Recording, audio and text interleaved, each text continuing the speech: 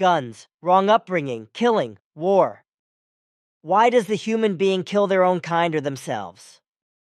First of all, it is to be said that a weapon is not conscious, not a brain, and not a decision-making power and will to kill, but only human beings are able to think and decide when they want to use a weapon. This can be of many different kinds, with practically nothing having to be left out. So the weapon can range from the bare hand to a stabbing, squeezing, striking, choking, poisoning, suffocation, drowning, firearm, etc., in countless forms. If a human being is killed, he does so either deliberately, in uncontrolled affect, out of recklessness, wantonness or carelessness, etc., but it is never the weapon itself that carries out the act of killing, but it is the human being, for the weapon, of whatever kind it may be, remains and is only the corresponding instrument with which one kills. And whether killing is done or not is decided by human beings alone, but the fact is that weapons in particular influence human beings' ability to make decisions about killing. It is not important whether killing is done defensively or out of hatred, revenge, in the heat of passion, or for other reasons, because in any case, human beings are and always will be responsible for it. If he alone faces another person who is stronger or who carries an object or an effective weapon, then the human being feels immediately threatened, sees danger for his body or even for his life, and takes a defensive position. This happens, however, only because the own world of thoughts and feelings does not follow the creative natural laws and commandments, but is itself directed towards fear, violence, hatred, jealousy, and revenge, etc., instead of true love, peace, freedom, virtues, balance, and harmony. And if these values are lacking in human beings, then they are dominated partly subconsciously and partly in sheer openness by the opposite unworthy values, which makes them suspicious, angry, and offensive as soon as they see or recognize something in another person that associates fear or danger in him, or triggers hatred, jealousy, or revenge in him. In this way, the human being's consciousness is manipulated by the strength of another, by any objects or a weapon that the other person has with him or her, or by threatening gestures in such a way that the person automatically switches to a defensive posture. But that is not enough, for if human beings themselves are superior in strength to others, or have any weapons at their disposal, no matter what kind they are, their consciousness is manipulated by these and gives them the delusional impression that they are invincible. In this delusion, he releases undreamt of aggressions, also when he only has the weapon in his possession or holds it in his hand. But if one weapon is in the possession of another, this fact alone causes anxiety and frightening, for the knowledge of it alone or a picture certificate is sufficient for this. But it is also true that a weapon is capable of manipulating the consciousness, thoughts and feelings of a human being completely and to the point of fanaticism, in every respect, and not only when he is loveless, malicious, unfree, peaceless, unbalanced, and disharmonious, but simply when he loses control over himself and his actions. When human beings are afraid, when they feel in danger, when they feel hatred in themselves, when they have thoughts of revenge and retribution, or when they race in jealousy, and when they have a weapon at hand, then they feel good, positioned, strong, and powerful, and become strongly aroused. In this state, crazy signals for the production of the sex hormone testosterone are racing out of a small area of his diensphalon, the hypothalamus, at an incredibly fast pace and in increased quantities. The sex hormone testosterone, which is secreted in large quantities at such a moment in time half more than normal, not only promotes performance and sexual pleasure, but also aggression to a great extent. The mere sight of or handling of a weapon, no matter what kind it is, promotes the readiness of human beings to act violently, whereby testosterone acts like a drug and is, so to speak, a doping of the brain. And this has been the case with human beings since time immemorial, because they have never truly turned to love, peace, freedom, balance, virtues, and harmony, as these values are fundamentally prescribed by the creative natural laws and commandments. And it is also a fact that since ancient times, the attraction of weapons has been deeply rooted in the memory of human beings, so that they penetrate their consciousness and thus their thoughts at every opportunity. But this is already the case with children, and a breakthrough is achieved when they are not educated by their parents or other guardians, according to the natural order of creation and its laws and commandments. As soon as children are confronted with any kind of weapons, by having them in their own hands, thoughts and feelings of invulnerability and happiness rise up in them, by which they conquer their own fear. This, however, is further developed and taken over into adolescence, later into adulthood, where it is not uncommon for serious and most serious degenerations to occur in the form of homicides. In truth, only a small part of mankind has always managed to turn to the laws of creation, and thus to the high values of true behavior. Consequently, since all times the majority of human beings have been much closer to violence, hatred, revenge, lack of love, as well as disharmony, imbalance, lack of love, and killing of one's own kind. This is also the reason why weapons are very well suited to evoke a tremendously aggressive and violent potential in human beings, of which he himself often does not know that it lurks within him. Admittedly, human beings are not evil by nature and are also not killers, because there is a natural inhibiting factor in them so that they do not kill their own kind. This inhibiting factor is located in the limbic system and in the forebrain, where feelings also arise from thoughts. If, however, this inhibiting factor is ignored or stifled by any circumstances, feelings of hatred will very quickly develop in the so-called putamen in the front part of the brain and in the islet cortex, which can quickly degenerate.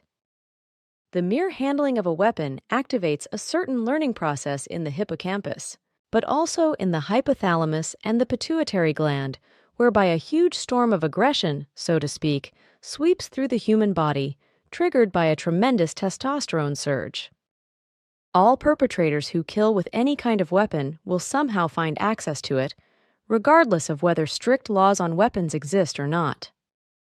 If weapons cannot be legally purchased, they are stolen, borrowed, or obtained illegally.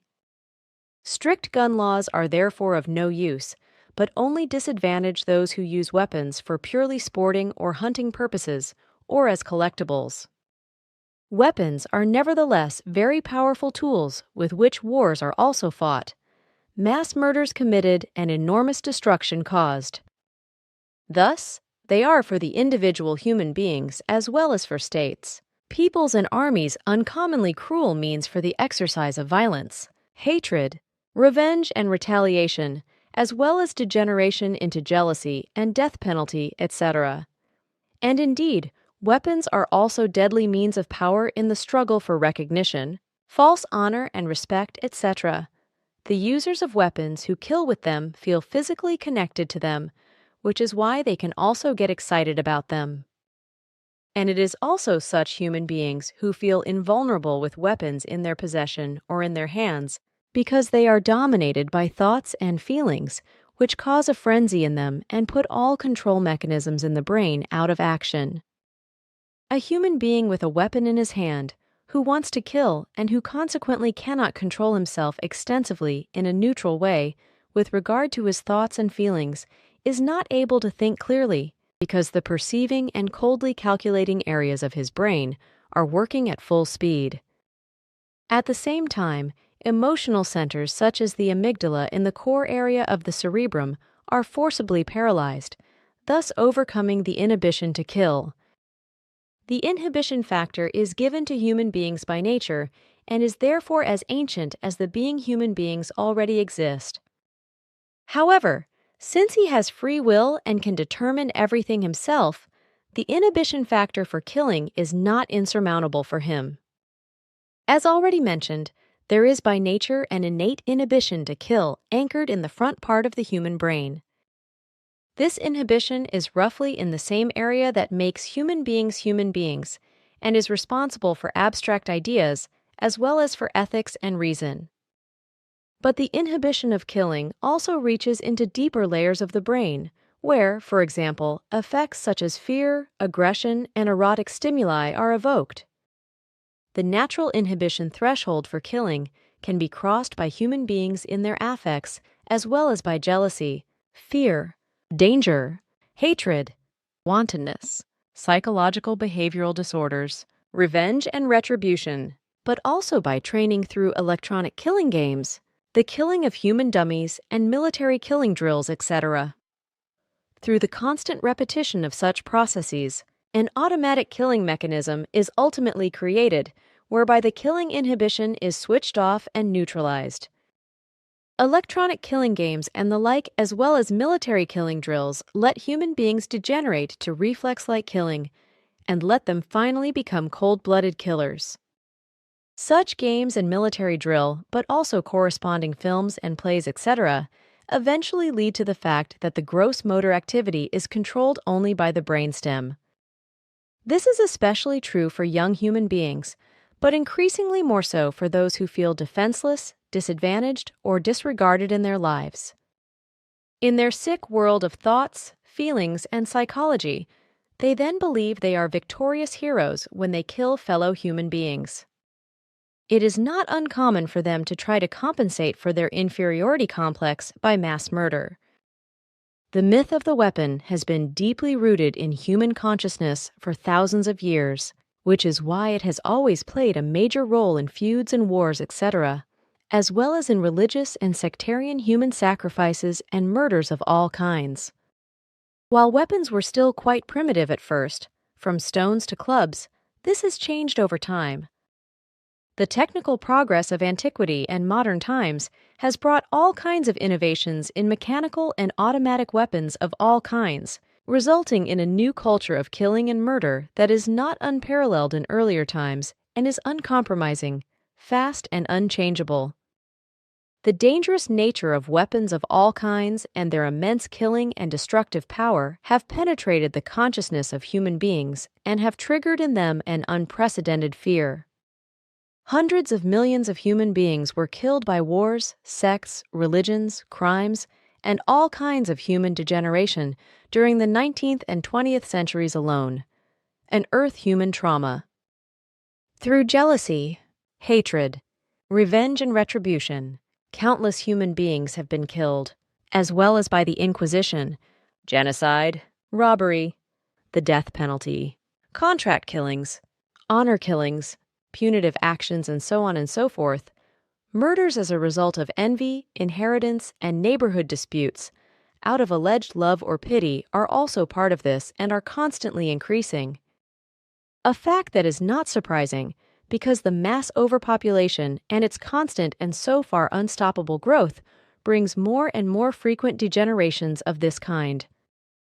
The human beings are becoming more and more indifferent, alien, unconnected, mean, brutal, and unfeeling towards each other, and that weapons also play an immensely important role in this, because they kill without hesitation in the madness that this would solve the problems. This is an undeniable fact. The delusion that guns and killing can solve problems is based on a profound paranoia which affects human beings, who have not received a valuable education in the way of life, and who live an irresponsible life on the murderous principle of an eye for an eye and a tooth for a tooth.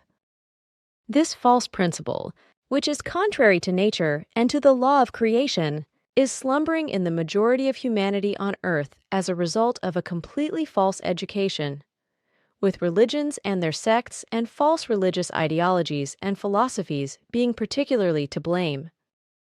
This is because the children's educators teach the descendants wrong doctrines and teach them punishment, revenge and retribution, as well as war and the death penalty according to the erroneous divine teachings, which, however, is an unprecedented miseducation.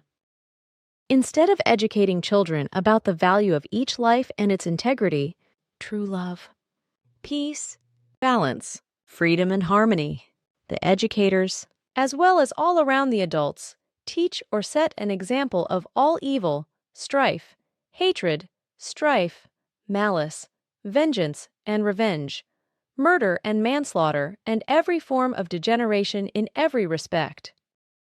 Thus, from a very early age, children learn from their parents, other educators, and from the adults in the environment.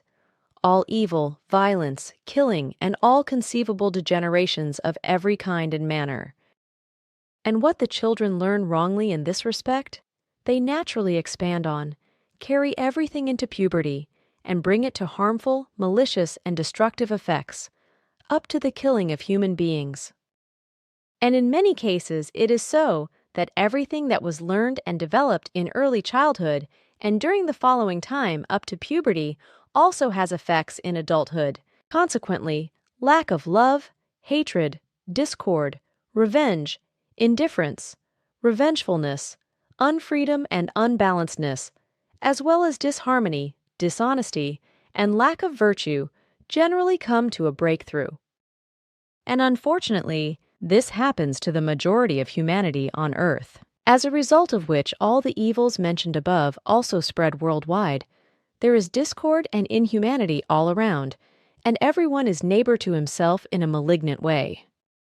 And since it is not only the misbehaved children and young people who are afflicted by these evils, but also the adults, the whole problem and evil is becoming even greater and more blatant.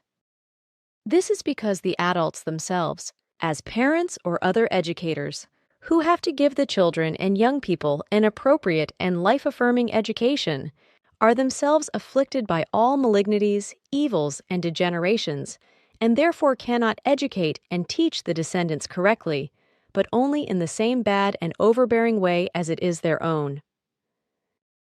Very many human beings who possess weapons live under the delusion that they have complete control over their weapons. But this is only true for very few of them, because for most gun owners, the complete control is only a very deceptive delusion, because they are in fact paranoidly controlled by their guns, and therefore they also misuse them if they freak out for any reason.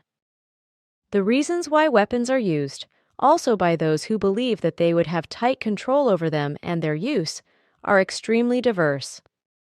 It can be jealousy, hatred, revenge or vengeance, as well as punishment, false love, escalating quarrels in the family, with neighbors and among acquaintances, friends or strangers, serious crises, lack of money, envy, contempt for oneself, destruction, injury, depression or schizophrenia, etc.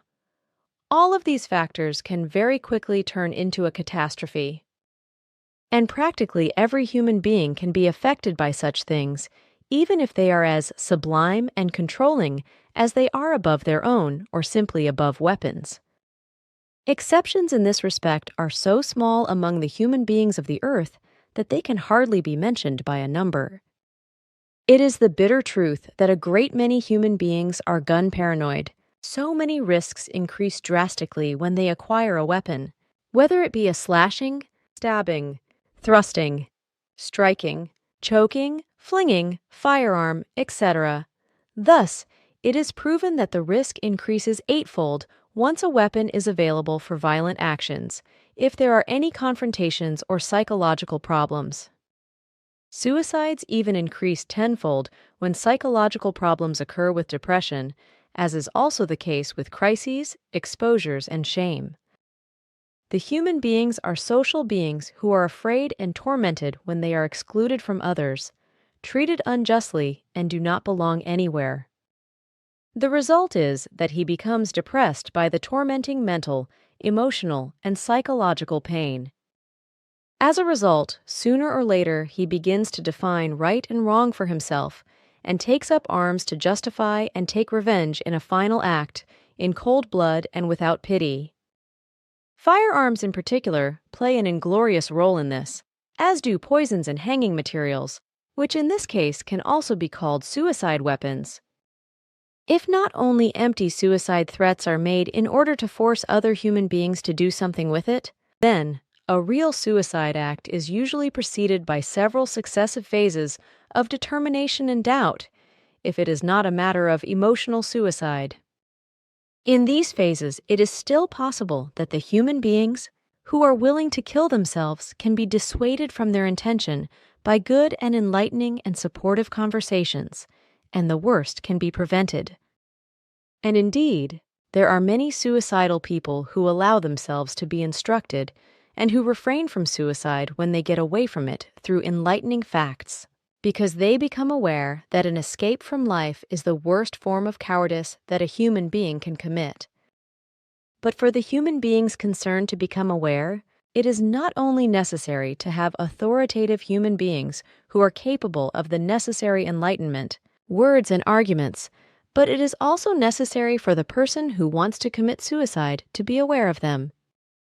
In addition, however, his effort is also necessary to understand and accept the explanations in words, etc., which, however, requires understanding and sound reason as well as his own decision and will. It is a fact that many suicides happen quickly and spontaneously, and this is only because there is a suitable weapon for suicide, and firearms in particular play a special role. They pose a special danger to unstable human beings, both in terms of suicide and also in terms of killing other human beings with them. If there are weapons at hand, especially firearms, stabbing and beating weapons, then very often and extremely quickly, reflex processes are used to reach for them and wreak havoc, precisely in the form that others are killed with them, while with firearms, one's own life is then extinguished.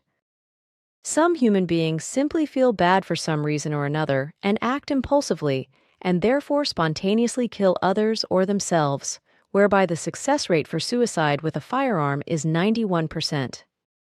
In order to reduce the risk of murder and suicide, it is on the one hand and in the first place necessary that children are brought up in a life-responsible way from the earliest age on, that they become fully viable and responsible. This alone will enable them to defy all hostility and defy all hatred, vindictiveness, unfreedom, instability, peacelessness, disharmony, irresponsibility, lack of love, virtue and revenge, etc., as well as all depressions, mental disorders, and malignancies. From the earliest possible age, children must be taught the creative natural laws and commandments, so that they may get to know, recognize, accept, and obey them. For this is the basic prerequisite for becoming a real and true human being who keeps away from all degeneration. But for the descendants to be taught in this way and to be able to lead a life of righteousness, first of all, the parents and other guardians must be called upon and taught the true way of life. The truth is that in our time they lack in every way, with few exceptions, the ability to educate their children in a true way, because they lack everything that is necessary for the correct education of children and young people. On the other hand, and secondly, it is urgent that weapons of all kinds, especially firearms, stabbing and percussion weapons, be removed from the realm of all those human beings who show unstable behavior, who are aggressive or maladjusted, who fall outside the norms of humanity, or who live far from responsibility and respect for law and order and good interpersonal relations.